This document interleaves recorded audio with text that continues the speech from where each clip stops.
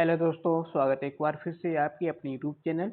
तो दोस्तों, आज हम लोग देखेंगे practice set 2 GK GS practice set top 50 question हैं और जो सभी कॉम्पिटिटिव एग्जाम के लिए अत्यंत महत्वपूर्ण हैं, जैसे कि रेलवे एग्जाम, आने वाली जो रेलवे एग्जाम है और जो एएलपी यानी कि असिस्टेंट लोको पायलट की जो एग्जाम होने वाली है उसके लिए बहुत ही महत्वपूर्ण क्वेश्चन है।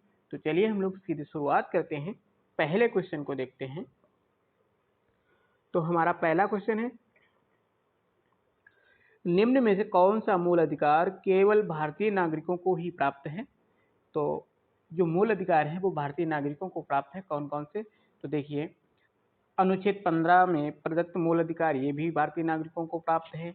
16 में प्रदत्त मूल अधिकार ये भी भारतीय नागरिकों को, और 19 यानी कि 15, 16 और 19 यानी कि ऑप्शन हमारा जो है वो डी सही हो जाएगा, उपयुक्त सभी। ठीक है। नेक्स्ट क्वेश्चन है हमारा, निम्न कथनों पर विचार कीजिए। कथन दिए गए हैं, राज्यसभा के सदस्यों का कार्यकाल 4 वर्ष का होता है। ये तो गलत है। राज्यसभा के सदस्यों का कार्यकाल कितने वर्ष का होता है? वो 6 वर्ष का होता है। ठीक है। राज्यसभा सदस्य के लिए कम से कम 35 वर्ष आयु होनी चाहिए। ये भी गलत है। कम से कम कितनी होनी चाहिए? 30 वर्ष। 35 वर्ष नहीं, 30 वर्ष आयु होनी चाहिए। राज्यसभा स्थायी सदन है, लेकिन इसके 1/4 सदस्य प्रति दूसरे वर्ष पद मुक्त हो जाते हैं। 1/4 ना, 1/3। तो ये भी गलत है। तो उपर्युक्त कथनों में कौन सा कथन गलत है? यानी कि उपर्युक्त सभी, जो ऑप्शन हमारा डी है वो सही हो जाएगा।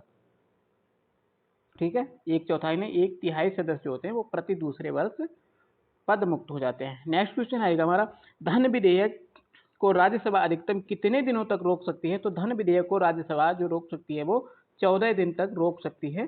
तो ऑप्शन हमारा जो है वो ए सही हो जाएगा। नेक्स्ट क्वेश्चन है कि कोई व्यक्ति उच्च न्यायालय का न्यायाधीश नियुक्त होने का पात्र होगा जब वह भारत राज्य क्षेत्र में कम से कम 10 वर्षों तक न्यायिक पद धारण किया हो, या लगातार 10 वर्ष तक उच्च न्यायालय या न्यायालयों में अधिवक्ता रहा हो। ये तो सही है।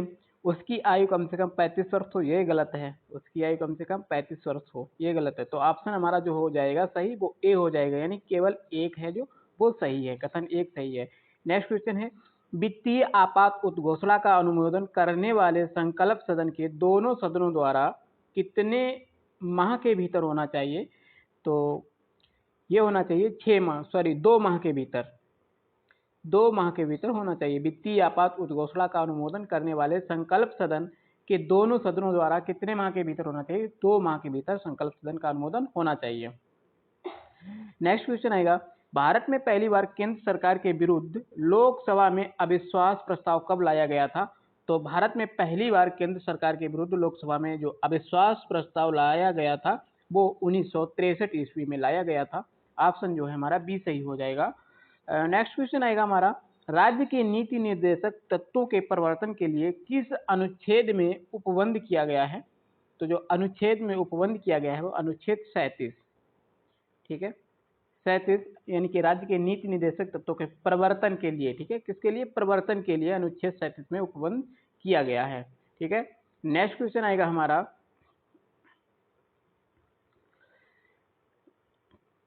चिलैया समिति का गठन किस वर्ष किया गया था? तो जो राजा चिलैया समिति का गठन था वो हुआ था 1991 ईस्वी में। ऑप्शन हमारा जो है वो बी सही हो जाएगा। नेक्स्ट क्वेश्चन है, निम्न में से किस क्रांति का संबंध कोको उत्पादन यानी चमड़ा उत्पादन से है? तो जो चमड़ा उत्पादन से है वो हमारा हो जाएगा भूरी क्रांति। भूरी क्रांति का संबंध जो है वो चमड़ा उत्पादन से है। नेक्स्ट क्वेश्चन है, एक धन जो आसानी से विदेश से आता है लेकिन आसानी से चला जाता है, इस प्रकार जाना जाता है। तो इस प्रकार से जो धन है वो कौन सा जाना जाता है? तो इस प्रकार से जो धन होता है जो आसानी से विदेश से आता है और लेकिन आसानी से विदेश चला जाता है, तो वो हार्ट मनी कहलाता है। नेक्स्ट क्वेश्चन आएगा हमारा, गन्ने का उचित और पारिश्रमिक मूल्य एफआरपी अनुमोदित करता है। तो ये अनुमोदित करता है कौन? तो आर्थिक मामलों पर कैबिनेट समिति जो होती है वो अनुमोदित करती है। ऑप्शन हमारा हो ए सही हो जाएगा। नेक्स्ट क्वेश्चन है, असहयोग आंदोलन में कौन सा कार्यक्रम शामिल नहीं है? सॉरी, असहयोग आंदोलन में कौन सा कार्यक्रम जो है वो शामिल नहीं है? तो हमारा इसमें सही ऑप्शन होगा सरकारी वाहनों से यात्रा करने पर पाबंदी, यह जो है ये असहयोग आंदोलन में शामिल नहीं है। ऑप्शन हमारा जो है वो डी सही हो जाएगा। नेक्स्ट क्वेश्चन है, दांडी मार्च की समाप्ति किस तिथि को हुई थी? तो दांडी मार्च की जो समाप्ति हुई थी वो 6 अप्रैल 1930 ईस्वी में हुई थी। ऑप्शन हमारा सी सही हो जाएगा। नेक्स्ट क्वेश्चन आएगा, गांधी जी के जीवन काल में घटी निम्न घटनाओं का कालक्रम सही नहीं है, मतलब कौन सा जो है इसमें वो सही नहीं है। देखिए, चौरी चौरा घटना ये 5 फरवरी 1922 को हुई थी, बिल्कुल ये तो सही है। ठीक है, चौरी चौरा घटना जो है वो 5 फरवरी 1922 को हुई थी, सही है। द्वितीय गोलमेज सम्मेलन ये 7 सितंबर 1931 को हुआ था, ये भी सही है। पूना समझौता 24 सितंबर 1932 को हुआ था, ये भी सही है। भारत छोड़ो आंदोलन 23 मार्च 1942, ये गलत है। ठीक है, तो सही ऑप्शन जो हमारा हो जाएगा वो डी हो जाएगा। ठीक है, नेक्स्ट क्वेश्चन आएगा, आजाद हिंद फौज के साथ सुभाष चंद्र बोस ने सिंगापुर में स्वतंत्र भारत की अस्थायी सरकार का कब गठन किया था? तो आजाद हिंद फौज के साथ सुभाष चंद्र बोस ने सिंगापुर में स्वतंत्र भारत की अस्थायी फौज, ठीक है, सॉरी अस्थायी सरकार का गठन कब किया था? तो वो किया था 21 अक्टूबर 1943 ईस्वी में। ऑप्शन हमारा जो है वो सी सही हो जाएगा। नेक्स्ट क्वेश्चन है, सती प्रथा का उन्मूलन किया गया था। तो सती प्रथा का जो उन्मूलन किया गया था वो 1829 के नियम 17 के द्वारा किया गया। तो इंपॉर्टेंट क्वेश्चन है, बार बार एग्जाम में पूछा जाता है। नेक्स्ट क्वेश्चन आएगा हमारा, बहावियों के विद्रोह को कुचलने का श्रेय किस गवर्नर जनरल को जाता है? तो बहावियों का जो विद्रोह था वो उसको कुचलने के लिए किस गवर्नर जनरल को इसका श्रेय जाता है? वो जाता है लॉर्ड एल्गिन प्रथम को। किसको जाता है? लॉर्ड एल्गिन प्रथम को जाता है। तो ऑप्शन जो हमारा है वो बी सही हो जाएगा। नेक्स्ट क्वेश्चन आएगा हमारा,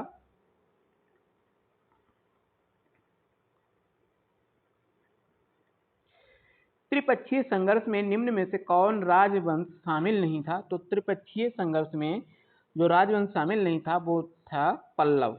जो पल्लव थे ये त्रिपक्षीय संघर्ष में शामिल नहीं थे।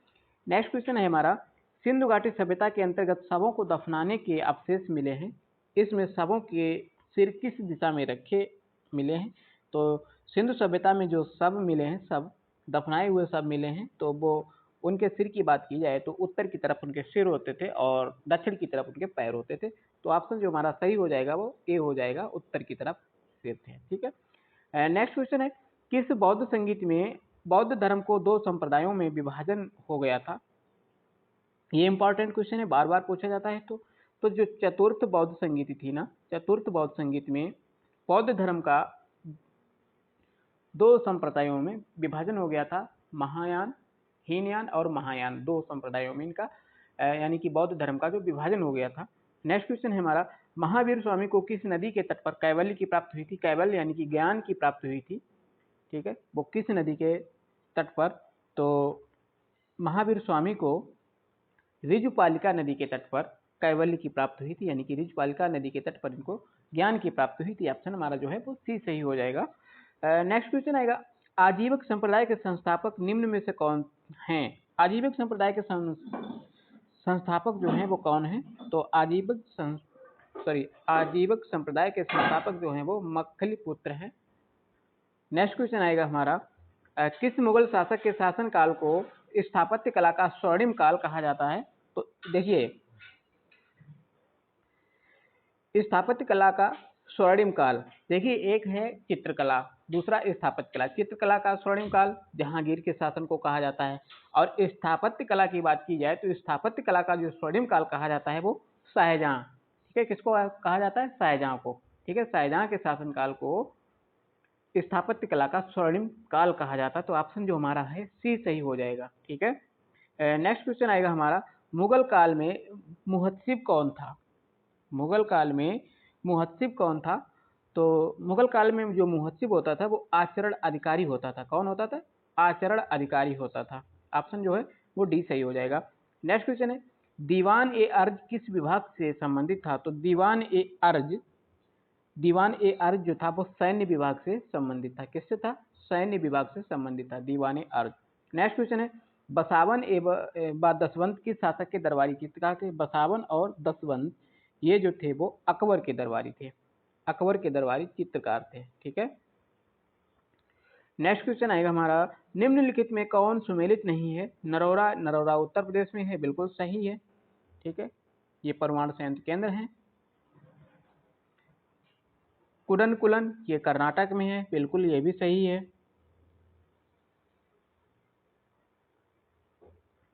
काकरापारा गुजरात, तारापुर महाराष्ट्र। एक मिनट, कुडनकुलम कर्नाटक नहीं, ये कर्नाटक नहीं, यही गलत है। कुडनकुलम जो है ये कर्नाटक नहीं, ये तमिलनाडु में है। तो ये वाला जो है बी वाला, ये गलत है। ठीक है, ऑप्शन हमारा बी सही हो जाएगा। नेक्स्ट क्वेश्चन है हमारा, 38वीं समांतर रेखा किन दो देशों के मध्य स्थित है? तो 38वीं समांतर रेखा जो है वो किन दो देशों के मध्य स्थित है? तो हमारा जो सही ऑप्शन होगा वो उत्तर कोरिया एवं दक्षिण कोरिया। उत्तर कोरिया और दक्षिण कोरिया के मध्य में 38वीं समांतर रेखा स्थित है। नेक्स्ट क्वेश्चन आएगा हमारा, निम्न में कौन सा एक अच्छे ईंधन का गुण नहीं है? तो अच्छे ईंधन का गुण नहीं है, तो हमारा जो सही ऑप्शन होगा, जैसे ईंधन का ऊष्मीय मान उच्च होना चाहिए, बिल्कुल। जलने पर ज्यादा से ज्यादा अपशिष्ट व हानिकारक गैसों का उत्सर्जन होता है, तो यही वाला गलत है। ऑप्शन हमारा जो है वो भी सही हो जाएगा। नेक्स्ट क्वेश्चन आएगा हमारा,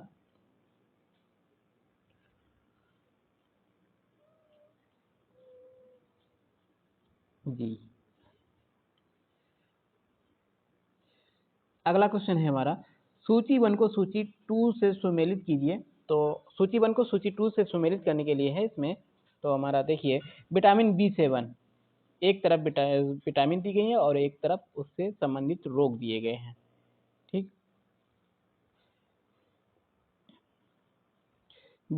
B7 देखिए, B7 से क्या होता है, B7 यानी विटामिन B7, इससे क्या होता है, इससे होता है बालों का झड़ना सॉरी। विटामिन B12 से क्या होता है, विटामिन B12 से होता है रक्त का एक मिनट सॉरी,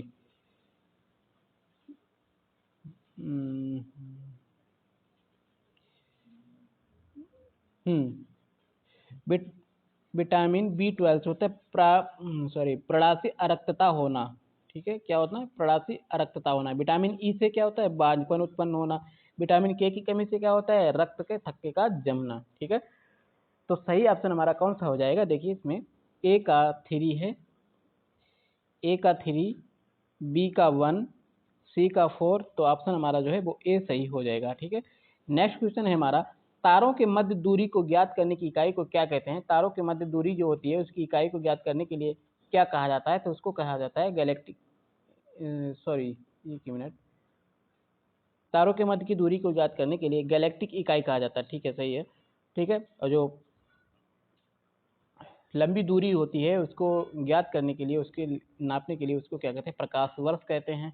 ठीक है, तारों के मध्य की दूरी ज्ञात करने के लिए क्या होती है, गैलेक्टिक इकाई होती है। नेक्स्ट क्वेश्चन आएगा हमारा, निम्नलिखित में से कौन सा रोग पुरुषों की तुलना में महिलाओं में कम होता है? पुरुषों की तुलना में महिलाओं में कम होने वाला जो रोग होता है वो कौन सा होता है, वो बर्णांधता होता है। ऑप्शन हमारा जो है वो बी सही हो जाएगा। नेक्स्ट क्वेश्चन आएगा हमारा, हीमोग्लोबिन लाल रक्त कोशिकाओं के अंदर एक प्रोथॉर्मिन और एक प्रोटीन और ये निम्न में किसका वहन करता है? तो ये जो कोशिका के अंदर एक प्रोटीन और ये निम्न में किसका वहन करता है? तो जो इसमें सही ऑप्शन होगा हमारा वो करता है ऑक्सीजन का। किसका करता है? ऑक्सीजन का वहन करता है, तो ऑप्शन हमारा ए सही हो जाएगा। नेक्स्ट क्वेश्चन है, किसी पदार्थ को एक अवस्था से दूसरी अवस्था में बिना तापमान में बदलाव के परिवर्तन होने के लिए आवश्यक ऊष्मा की मात्रा है, तो आवश्यक ऊष्मा की मात्रा होती है उसको क्या कहते हैं, गुप्त ऊष्मा कहते हैं। ऑप्शन जो हमारा है डी सही हो जाएगा। नेक्स्ट क्वेश्चन आएगा, निम्नलिखित कोशिका अंगों में से किस में न्यूक्लियक अम्ल पाया जाता है? तो न्यूक्लियक अम्ल किस में पाया जाता है? देखिए, केंद्रिका, हरितलवक, राइबोसोम। तो जो न्यूक्लियक अम्ल पाया जाता है वो पाया जाता है जीव द्रव्य में। किसमें? जीव द्रव्य में पाया जाता है। नेक्स्ट क्वेश्चन है, निम्न में से कौन सा विटामिन ए का अच्छा स्रोत नहीं है? देखिए, विटामिन ए का जो है वो अच्छा स्रोत नहीं है, तो वो कौन सा नहीं है? पालक। पालक में विटामिन ए नहीं होता है। ठीक है, ऑप्शन जो हमारा है वो बी सही हो जाएगा। ठीक है, एक मिनट सॉरी, पालक इसमें विटामिन ए होता है, ऑक्जेलिक एसिड होता है, मछली का तेल इसमें विटामिन ए इसमें भी होता है, आम में भी होते हैं। जंतुओं के यकृत एवं गुर्दे इनमें क्या होता है, विटामिन ए नहीं होता है, क्या होता है इसमें विटामिन डी की मात्रा अधिकतर होती है। ठीक है, नेक्स्ट क्वेश्चन आएगा हमारा, सूची 1 को सूची 2 से मिलान कीजिए। सूची 1 को सूची 2 से मिलान कीजिए। तो देखिए, एक तरफ दिए गए हैं, राशियां दी गई हैं और एक तरफ उनके मात्रक दिए गए हैं। देखिए, प्रतिरोध, प्रतिरोध का मात्रक क्या होता है, प्रतिरोध किससे मापते हैं,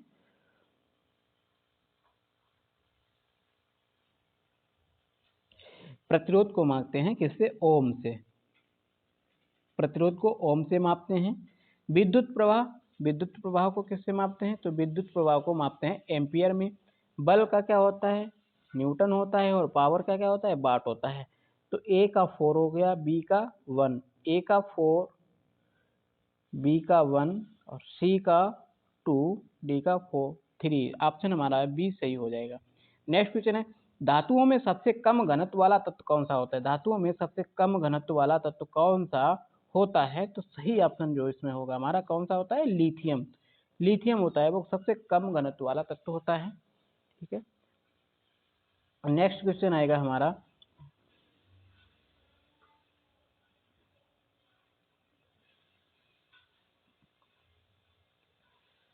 नेक्स्ट क्वेश्चन है, प्राकृतिक रबर के बारे में निम्न में से कौन सा कथन सही है।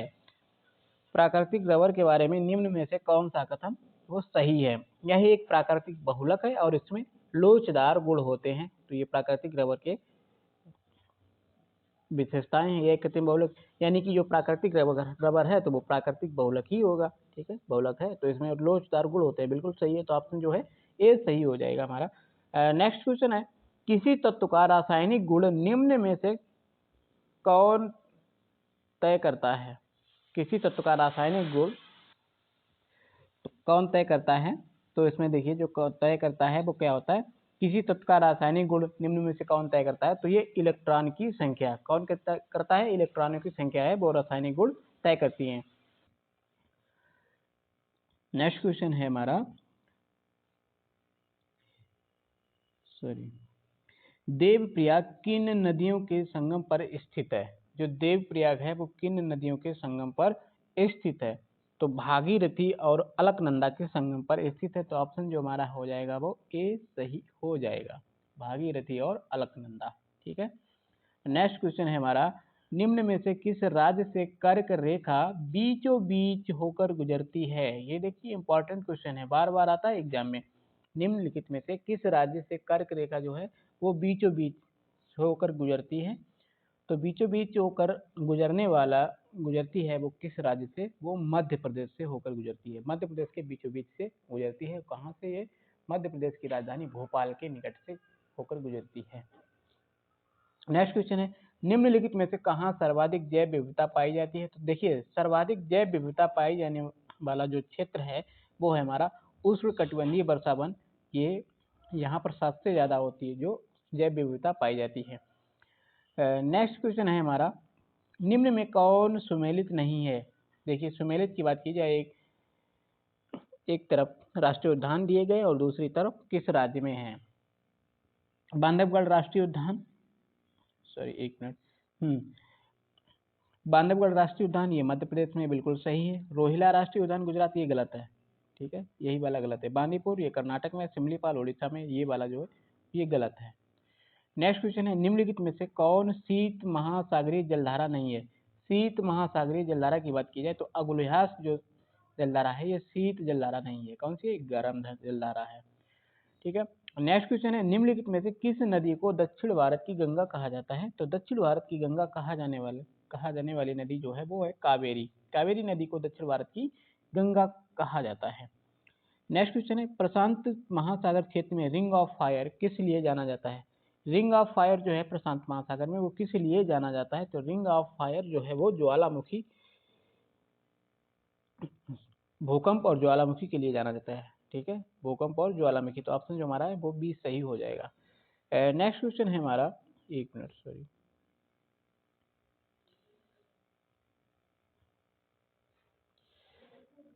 निम्नलिखित में कौन सुमेलित नहीं है? तकलामकान चीन, थार भारत, ये जो रेगिस्तान है और देश हैं, तो कौन सुमेलित नहीं है? ठीक है, तकलामकान जो है ये चीन में है, बिल्कुल सही है। थार भारत में है, थार मरुस्थल। अटकामा चिली, ये भी सही है। गिब्सन ये अफ्रीका, ये गलत है, गिब्सन ये अफ्रीका में नहीं है। ठीक है, नेक्स्ट क्वेश्चन है, प्रतिरोधात्मक या घर्षणात्मक बेरोजगारी है। प्रतिरोधात्मक या घर्षणात्मक बेरोजगारी है तो एक ही रोजगार में आवश्यकता से अधिक श्रमिकों यानी कि व्यक्तियों का होना, श्रमिकों व्यक्तियों को उनकी योग्यता के अनुसार बहुत निम्न स्तर पर कार्य मिलना, या व्यवसाय रोजगार परिवर्तन की प्रक्रिया के दौरान श्रमिक व्यक्तियों को कुछ समय के लिए बेरोजगार होना। तो ये वाला ऑप्शन जो है सी, ये सही हो जाएगा हमारा। ठीक है, नेक्स्ट क्वेश्चन है, न्यूनतम समर्थन मूल्य एमएसपी के बारे में निम्नलिखित कथनों पर विचार करिए। इंपॉर्टेंट क्वेश्चन है एमएसपी। तो इसमें देखिए, न्यूनतम समर्थन मूल्य आर्थिक मामलों की मंत्रिमंडलीय समिति द्वारा प्रस्तावित की जाती है। जी बिल्कुल सही है। न्यूनतम समर्थन मूल्य कृषि लागत एवं मूल्य आयोग द्वारा अनुमोदित की जाती है, ये भी सही है। तो जो हमारा ऑप्शन सही हो जाएगा, ठीक है, वो कौन सा? सी सही हो जाएगा। ठीक है, न्यूनतम समर्थन मूल्य आर्थिक मामलों की मंत्रिमंडलीय समिति द्वारा प्रस्तावित की जाती है और इसका न्यूनतम समर्थन मूल्य कृषि लागत एवं मूल्य आयोग द्वारा इसको अनुमोदित किया जाता है। ठीक है, ठीक है दोस्तों, तो ये हमारे थे टॉप 50 जीएस के क्वेश्चन थे और ये हमारी सीरीज है, ये डेली चलती रहेगी। डेली 50 क्वेश्चन हम लोग देखेंगे। ठीक है, अगर आपको हमारा वीडियो अच्छा लगा हो तो आप वीडियो को लाइक करिए। अगर आप चैनल पर नए हैं तो आप चैनल को सब्सक्राइब कर लीजिए, बेल आइकन को दबा दीजिए। ठीक है दोस्तों, मिलते हैं नेक्स्ट वीडियो में, तब तक के लिए धन्यवाद।